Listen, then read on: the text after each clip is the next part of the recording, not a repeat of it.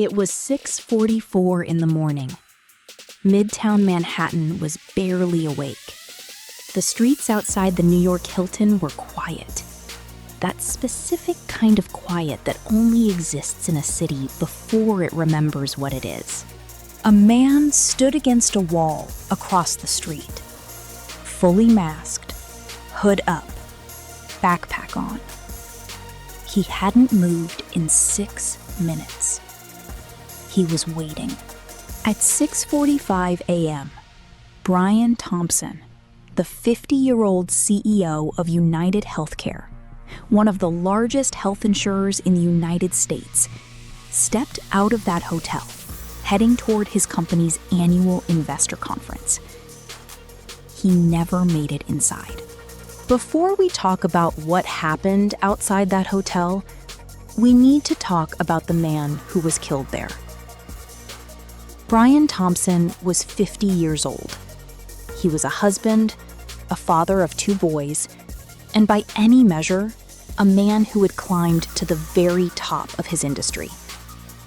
He grew up in Iowa, earned a finance degree from the University of Iowa, and spent decades working his way through the corporate ranks of one of America's most powerful companies. In 2021, he was named CEO of UnitedHealthcare, the insurance arm of UnitedHealth Group, a company that generates hundreds of billions of dollars in revenue each year. Under Thompson's leadership, UnitedHealthcare remained the largest health insurer in the United States. He was, by all accounts, well regarded within the industry. His family described him as devoted. His colleagues described him as sharp, driven, and private. He had also received death threats before. His family confirmed this to investigators after his death. He knew he operated in an industry that generated anger, but death threats are not uncommon for executives at that level. Most of them never amount to anything. Brian Thompson's did. The morning of December 4th, 2024, was cold and clear in New York City. The New York Hilton Midtown, on 6th Avenue between 53rd and 54th Streets, was hosting UnitedHealth Group's annual investor conference, a routine corporate event. Executives, analysts, investors. The kind of gathering that happens dozens of times a year in hotels like this one. At 6:38 a.m., surveillance cameras captured a masked figure standing silently against a wall across from the hotel. He was wearing a light-colored hooded jacket, dark pants, and black sneakers. He had a gray backpack. His face was completely covered. He stood there for 6 minutes, watching the entrance. At 6:44, he crossed the street. At 6:45, Brian Thompson walked out of the hotel. What happened next was captured on surveillance video. The masked man approached Thompson from behind.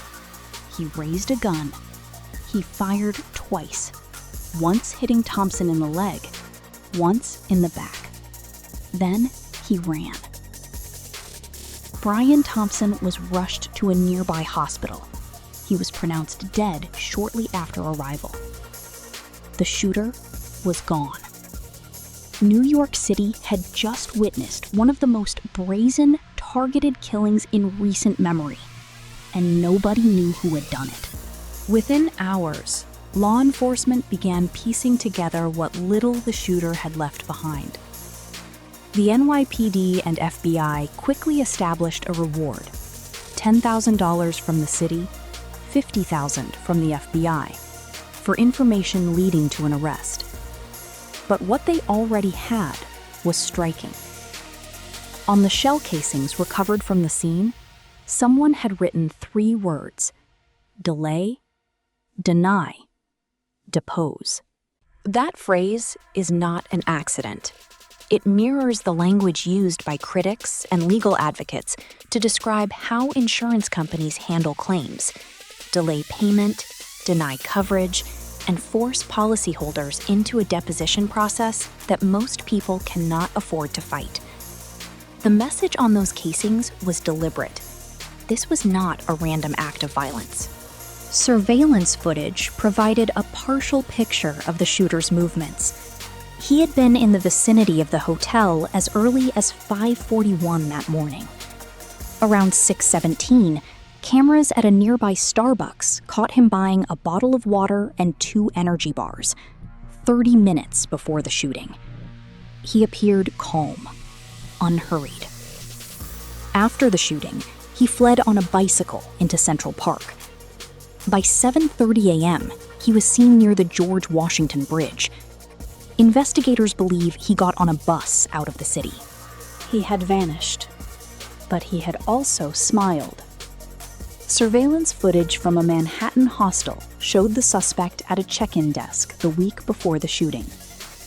The front desk worker, sources told reporters, had asked to see his smile. He obliged.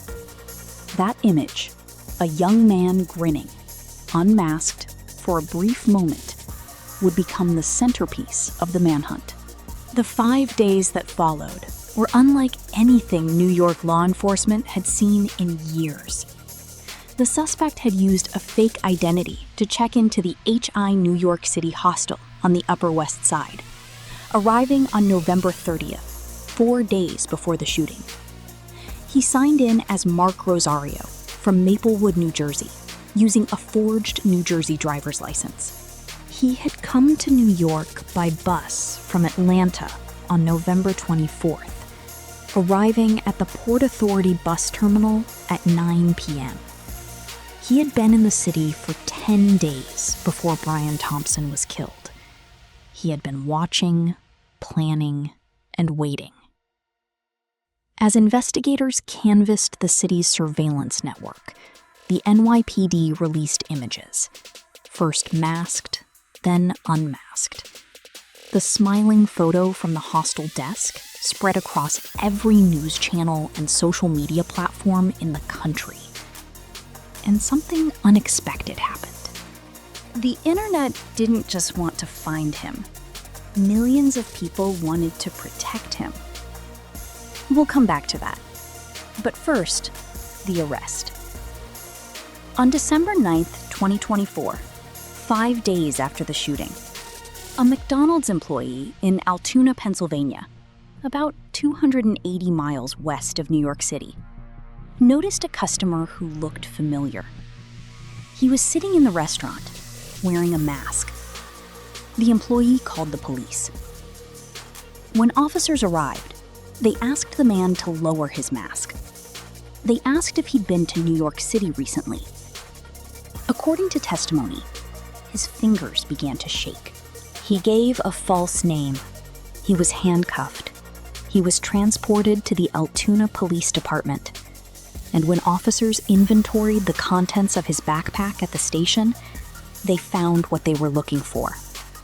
A 3D printed pistol, a 3D printed suppressor, a forged New Jersey driver's license with the name Mark Rosario, and a notebook.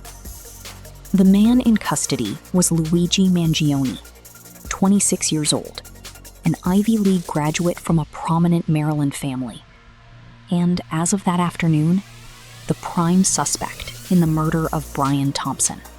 Luigi Nicholas Mangione was born on May 6, 1998, in Towson, Maryland, a suburb of Baltimore. He came from a wealthy, well-known family. His grandfather had built a real estate and healthcare empire in Maryland. Luigi was, by every outward appearance, someone who had been handed every advantage. He attended the prestigious Gilman School in Baltimore, before going on to the University of Pennsylvania, where he graduated with a degree in computer science, with honors. He was described by former classmates and teachers as brilliant, intense, and deeply curious. After graduating, he worked remotely as a data engineer for TrueCar.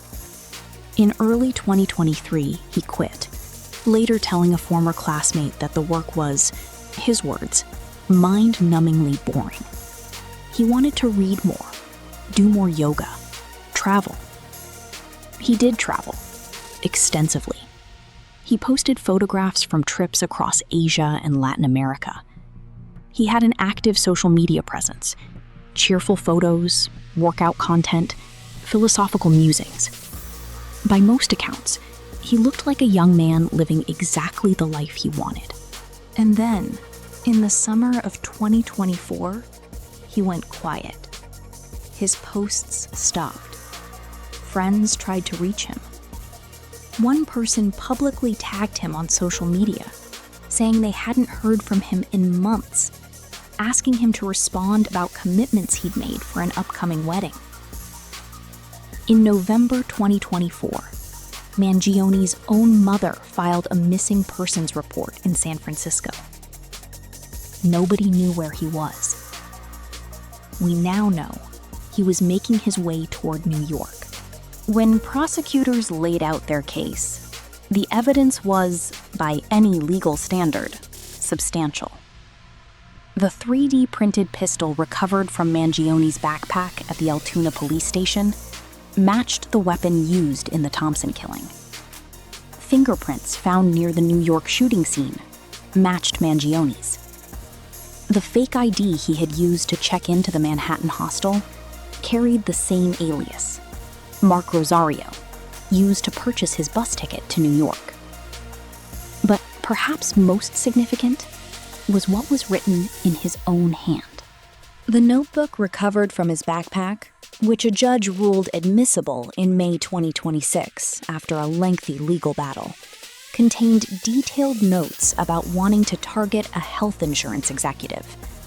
One passage described it this way: planning to, quote, whack the CEO at the annual parasitic bean counter convention. It called the act targeted, precise, and safe for innocents. There was also a separate letter addressed to, quote, the feds. In it, Mangione allegedly wrote, "To save you a lengthy investigation, I state plainly I wasn't working with anyone." He then described his frustration with the American healthcare industry. Prosecutors characterized this document as a confession. Authorities believe Mangione was motivated by what he perceived as the parasitic practices of health insurance companies, a view that, while not unique to him, he allegedly took to a violent extreme. Luigi Mangione currently faces prosecution on 3 simultaneous tracks, a situation his defense team has called unprecedented. In New York State, he faces 8 felony charges, including second-degree murder. The most serious terrorism-related charges were dismissed by a state judge in September 2025, but the murder charge remains. In federal court, he faces stalking charges tied to crossing state lines to target Thompson. The federal case carries extraordinarily serious consequences. Prosecutors, under a directive from the current administration, have pursued the death penalty.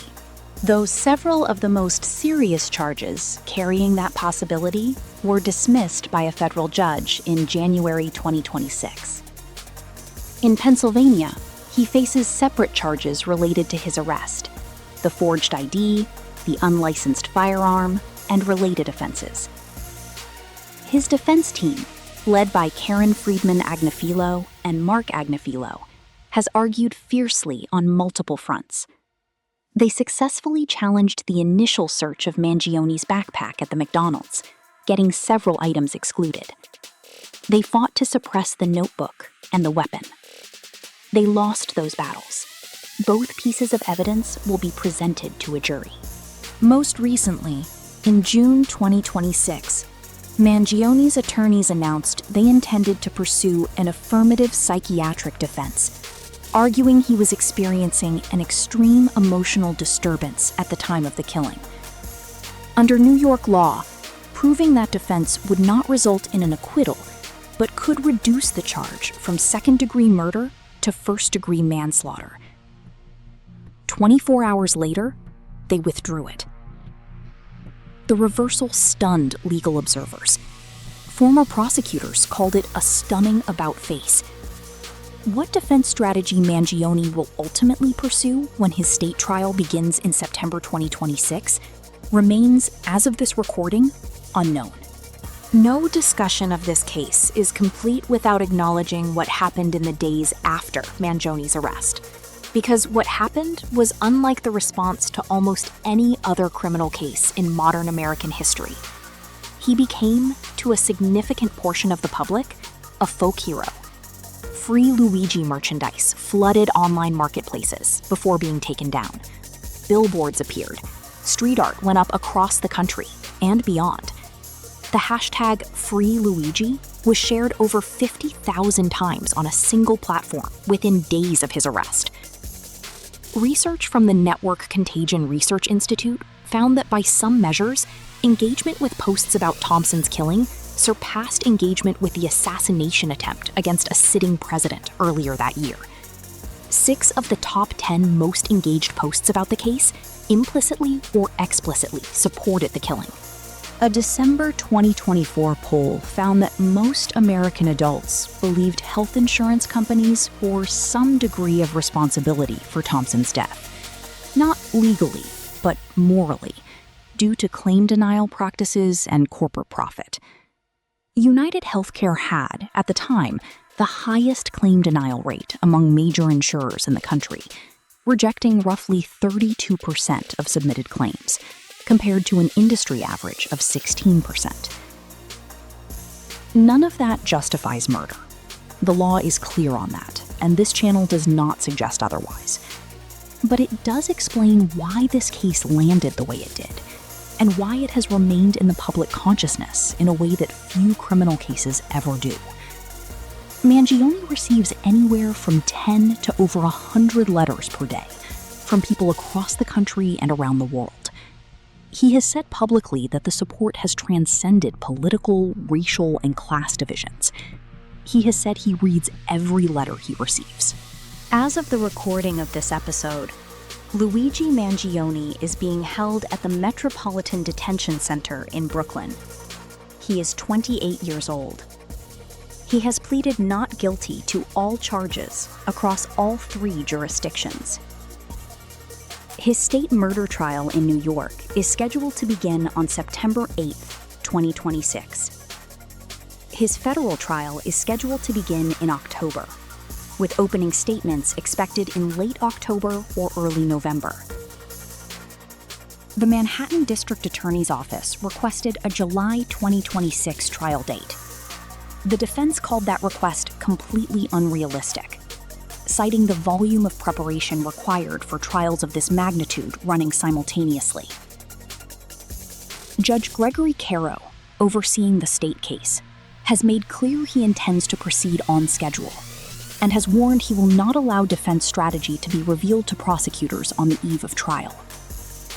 Prosecutors, for their part, have accused the defense of stonewalling on medical records, an accusation that triggered and then immediately complicated the now withdrawn psychiatric defense maneuver. What the defense will argue in September remains the central open question. The psychiatric door closed almost as fast as it opened. The gun, the notebook, and the letter to the feds are coming in. The fingerprints match. The surveillance footage exists. This will not be a case decided on whether Luigi Mangione was at that hotel on the morning of December 4th, 2024. The jury will ultimately be asked a different question, one that courts have grappled with for as long as criminal law has existed. What was in his mind when he pulled the trigger? And does the law hold him responsible for it in the way prosecutors say it does? We don't have that answer yet. September will tell us more. Brian Thompson was killed on a sidewalk in Manhattan on a Wednesday morning. He was 50 years old. He had 2 sons. His family has been largely private since his death, which is their right and which deserves to be respected. Luigi Mangione has pleaded not guilty. He will have a trial. He will have a jury. That is how this system is supposed to work. Whatever you believe about the healthcare system, about corporate America, about the rage that is built in this country over denied claims and rising premiums. A man is dead. A family is without a father. And another man's life, whatever it was before December 4th, 2024, is over in a different way. This case isn't over. Not legally, not culturally. When the trials begin, we'll be watching. If you haven't subscribed yet, now is a good time. Hit the bell so you don't miss our coverage when the trial begins. This channel covers cases like this, from the facts, not the noise.